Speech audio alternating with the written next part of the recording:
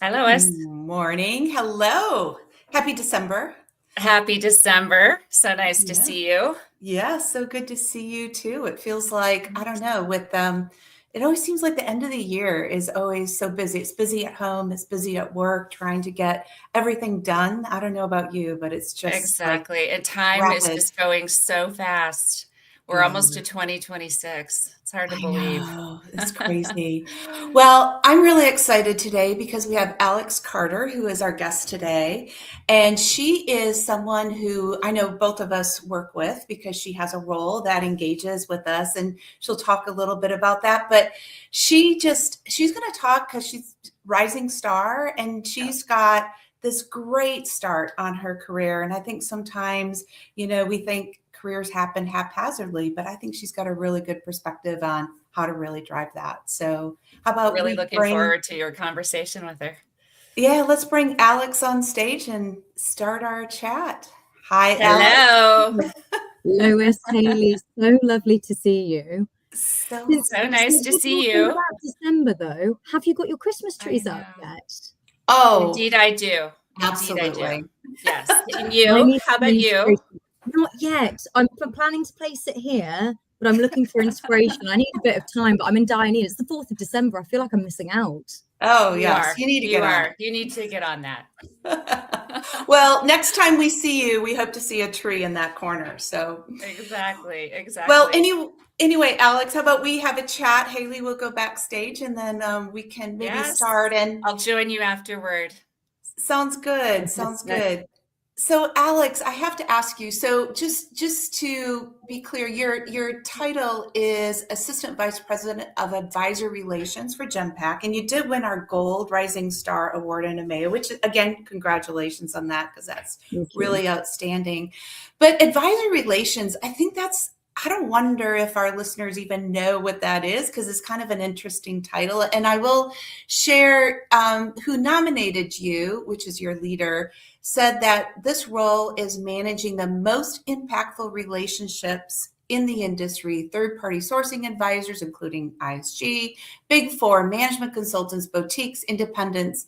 Like that's a pretty big role. But could you just explain, what is your role at Genpact? What does advisor relations Yeah, mean? sure. And I'd be surprised if a lot of people did know because I've been in the role for about 5 years and my friends and family still don't understand it. They often joke around and say, "Are you in the Secret Services or something?" So, no, advisory relations, in the essence, it's the bridge between Genpact and the ecosystem of third party advisors who influence our clients' biggest transformation decisions. What that means, though, day to day, is it's to make sure that advisors deeply understand where is Genpact strong, to build trust with them, and then we work together on opportunities. This can be shaping pipeline, joint proposals, to supporting live deals. But it's a bit of a mix of relationship management, commercial strategy, and influence. Basically, my job is to bring the right people together to connect so that clients get better outcomes and we can grow the business. And I guess through doing all of those things, I've been able to support a multi-billion-dollar pipeline and a number of large strategic wins for the business, which is phenomenal.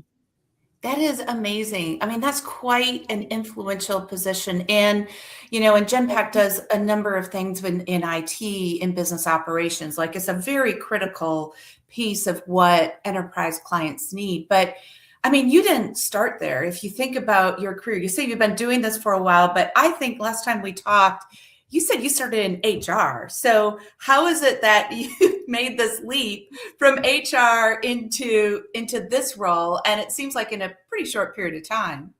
It's been a journey, Lois. So I actually only graduated in 2019. So I studied a business and management degree at Aston University. And you're right, I did both a placement year and I started my grad scheme actually in HR. I loved the people side of that job, but I really quickly realized it wasn't my calling. I think where I'm most energized is where decisions, revenue, and client impact all come in together. So I basically made a conscious pivot to move away from HR. Um, if I'm honest, it wasn't a straightforward move, and I really did have to advocate for myself to get the right opportunity. I then moved into sales, and on my first day, I joined an internal session where different leaders explained what they actually did. And this was the first time I actually heard of advisor relations. And it was really a light bulb moment for me. At the time, though, no one my age was doing this role. So I thought one day I really want to do that, but it's probably something I'll do much later into my career. So over the next few years, I just really worked on sales. I did both account management and business development. And then through these roles, I started partnering really closely with advisor relations. And the lady who headed up the role at the time, she had a promotion. And one day she picked up the phone and said, do you know anyone who would want to come and join me? I obviously put my hand up straight away, and that's where it really began. But since then, it's been a steep learning curve. I started with the UK, I added Belgium, Netherlands, I later supported APAC, and now I lead EMEA. So I guess, yeah, you're right. In a relatively short time, I've gone from learning about the function from day one in sales to really shaping how does Genpact work with advisors across multiple geographies and functions.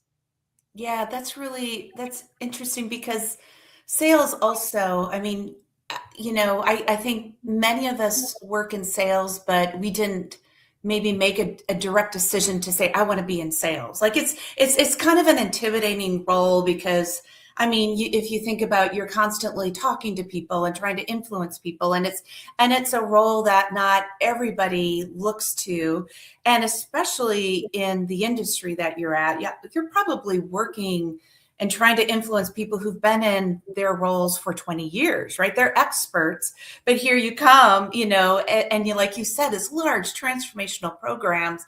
Like, how do you build that confidence, and how did you have that direction or that thought, like, yes, I can do this, I want to go make this happen? Yeah, that's a great question. And I think, look, I'm a confident character, but I didn't actually walk into this fearless. I'm often, previously and still today, I'm the youngest and usually the only woman who's at the table. And also I'm talking to people who've been in the industry for as long as I've been alive, right? I guess, though, what's helped me is probably three things. That the first is just reframing sales as helping instead of performing. So I stopped thinking, oh, I've got to impress this person. And instead I started to think, what are they trying to achieve? And genuinely, how can I be useful in this scenario? And then the pressure drops. The second thing, and I truly believe in this, is just really over preparing. I spend a lot of time researching, learning, and I've really made it my thing to know the client, the account, the advisor inside out. Then when you've done the work, it's just much easier to stand out. And the last thing, I guess, is just leaning into curiosity. So never pretend to know everything, and you can always learn more. I just always ask questions. Generally, though, people, they respond really well to that because it shows also you're engaged and you've done your homework. I think the variation of sales roles has really helped me, but my confidence, it didn't arrive in one moment. It still continues to be built up with every deal that I work on, and also conversation by conversation. Yeah, well, I think the other thing too that's interesting about your journey, like choosing sales and kind of the hopping and the direction that you had. One thing that I know about you, just because we've had lots of conversations, is you've got some pretty interesting hobbies.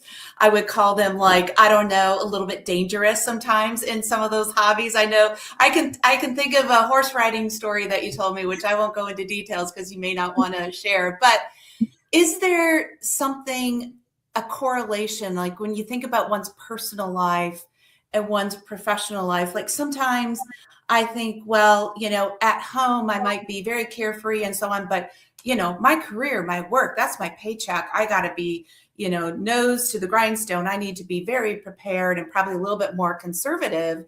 But yet, the person who you are, I think, does influence your decisions at work and the routes you take. Do you see a correlation there for you? 100%. I think what you're describing is I'm a bit of a risk taker. So for me, for sure, I think if I kind of embellish some of the hobbies I have, I mean, I'm an avid horse rider, but the style of horse riding I do is basically cross country. So if you see, for example, a jump, it's a huge hedge with a ditch, and you're like, oh, that looks really dangerous, I wouldn't do that. That's my dream. I skydive. I recently did a track day with race cars. So I guess I really like to do things that give you that adrenaline and push you out of your comfort zone. And I think you're right, it really moves into my working life as well, because I love standing on stage and presenting to hundreds of people, or I love being in really difficult conversations because it just kind of makes you feel alive, Lewis. And I really like that excitement. And I think it just helps me grow as a person and feel great as well.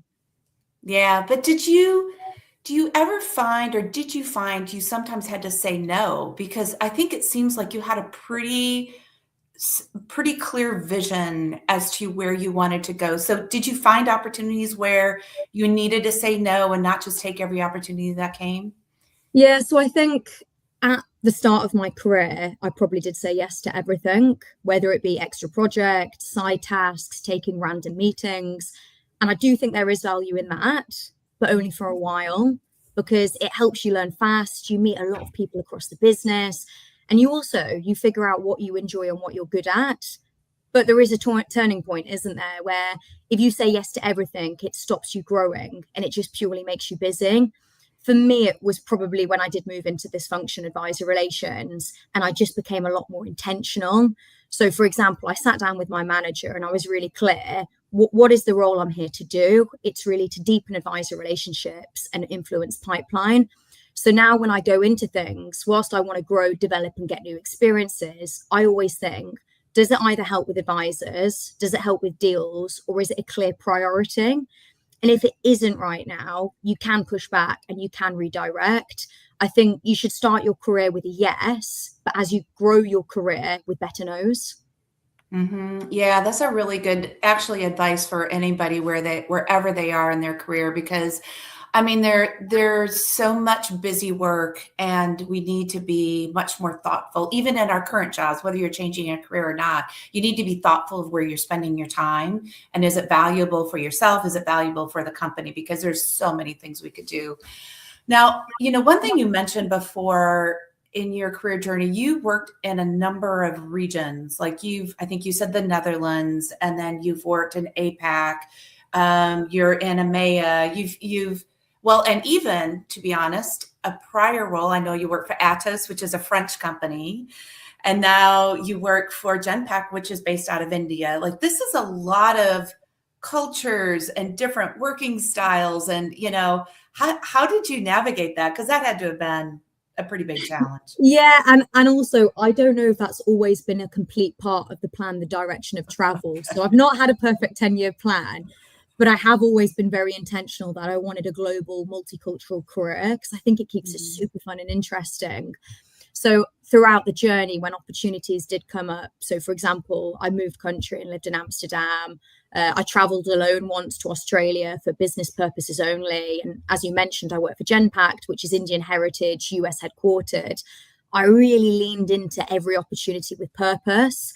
The adjustment, though, it is very real, because if you take into consideration there's different decision-making styles, hierarchy, or even how direct people can be. This is a huge part, though, of, I guess, what makes me really excited and keep things interesting. What I did, and I still continue to do with any different market or geography that I work with, is just really learn to listen and ask questions. And then I think even more importantly, I've adapted my style, but keeping my core values, I guess, consistently throughout that. The good news is, though, the experience in navigating different cultures has been a massive asset in my role. I spend day to day translating between organizations, cultures, and even different personalities. So the fact that I've built this muscle really early on has significantly helped me. Yeah, no, that's really, I think it makes it exciting, and it also creates a lot of skill sets, right? Like you said, just working in those different working styles, decision, but even companies. If you think about the number of companies that you talk to and all of their different cultures, it adds so much excitement and challenge, but it is something to be very astute, very much to listen and make sure that you can adapt to that. I wonder in your career, like you talk about being on stage and that gives you a rush, and you've really been able to jump some positions, and so you've got a pretty prominent position right now. But I wonder, do you ever think, am I being too aggressive? Like, is this kind of how do you keep it real? How do you keep it authentic? Like, you've got a role that puts you in front often, and working with the number of people you do, and the fact that you might be the youngest person. Like, how do you keep it? How do you keep, I guess, comfortable in that skin and keep it authentic? Is that something that you think about?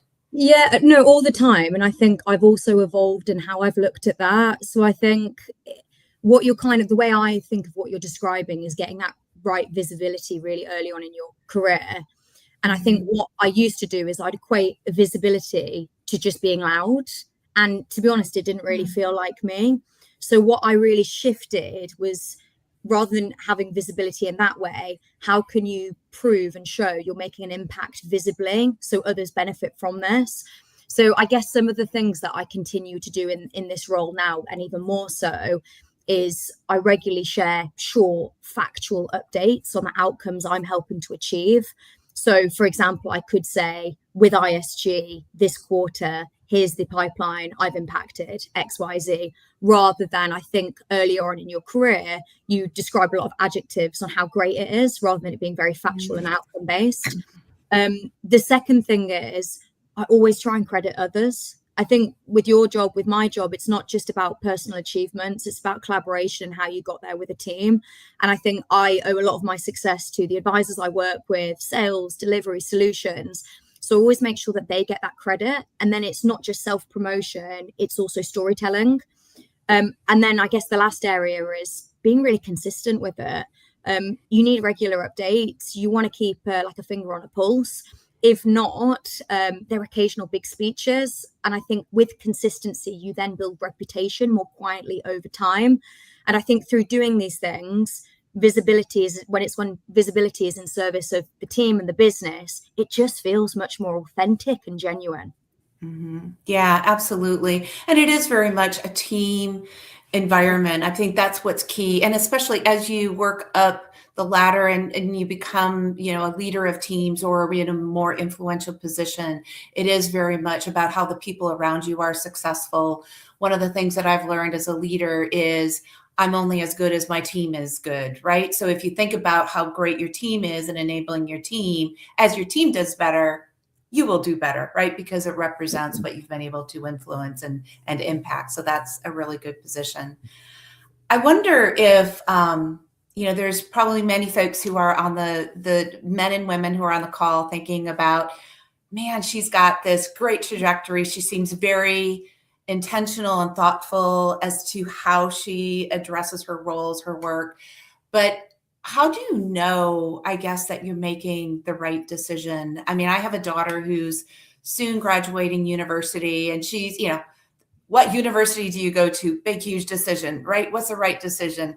Oh, I want to do these internships. I wonder what's the right decision. Like, there's just constant decisions in front of you, and you probably just agonize over, what is this the right one? And what's your recommendation? Because there's so many decisions. How do you know if it's right, or is there such a thing as a right decision? So I'm not sure I'll give you the right answer here, but I will give a bit of advice. And I'm not sure there is one perfect right decision anymore. Yeah. I think, especially even more so, if you think about the role around AI and just how people's roles are being reshaped so quickly, I think what matters a lot more is your personal direction and the options you have. But I think for anyone who's kind of sitting and debating whether they're early on in their career or they fancy a career change, I think they should focus on three things. The first is future-proofing your skills. Anything around AI, data, commercial thinking, and also stakeholder management, that will travel with you regardless of where you are in your career. I think the second area is put yourself in a role where you have proximity to real problems. And what I mean by that is choose a role that puts you close to the customer and the outcomes rather than being 10 layers away. And then I think that the third thing, and I think this is one of the reasons where I've picked all the different roles that I've worked in, is focus on your energy. Notice naturally, what do you lean into? What makes you happy? Where do you get energized and feel great? What do you enjoy? But equally, what drains you? Because that's really great data for your next move. And I think, like, regardless, especially more so for your daughter, for example, who's heading into university, early in your career, just think of a series of intentional experiences. I think you can make the best choices you can, but then just learn very quickly from it and adjust. You can't just wait for the perfect mythical solution, because it doesn't happen, and just change when you need to would be my advice.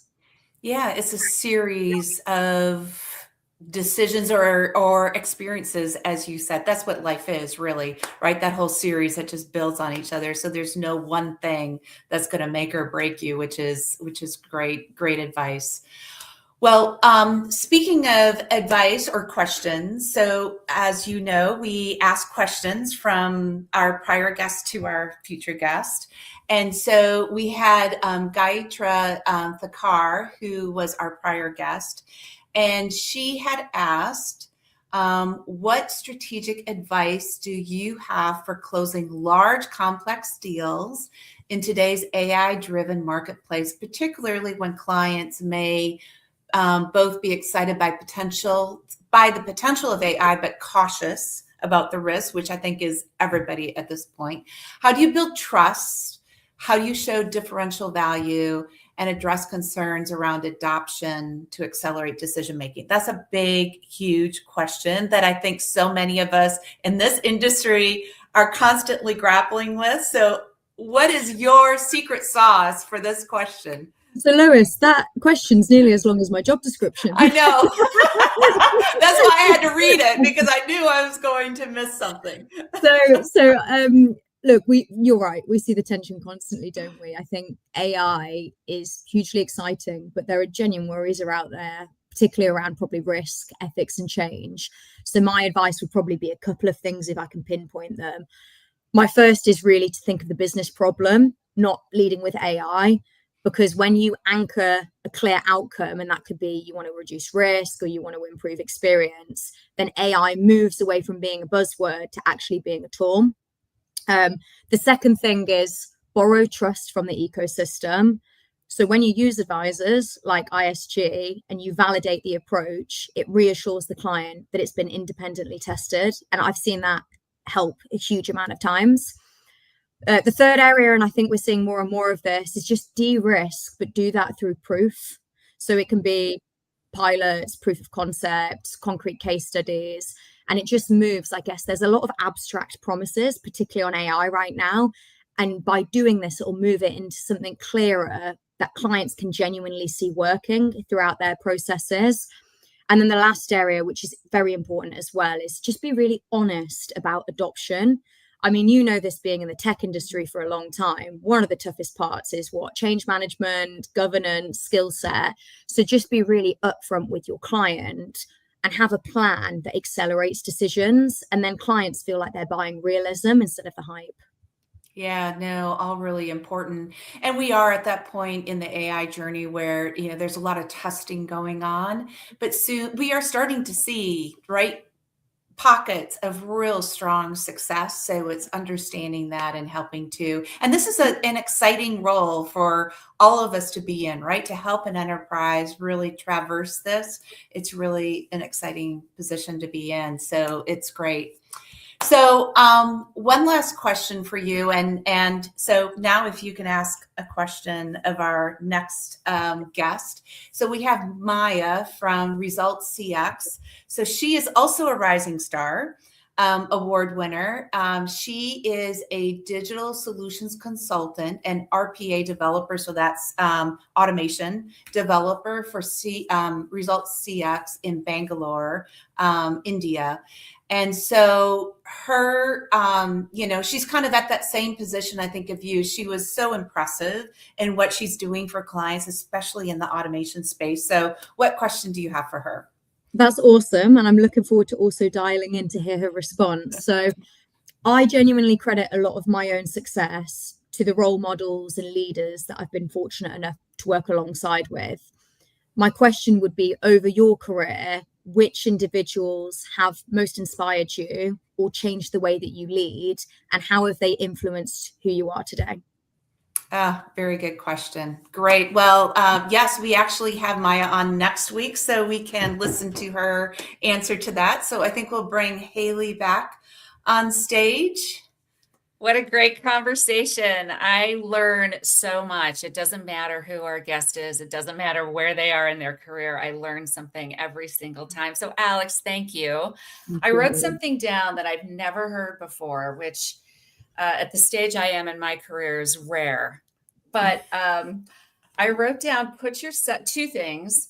I loved what you said about visibility being in the service of the team and the business.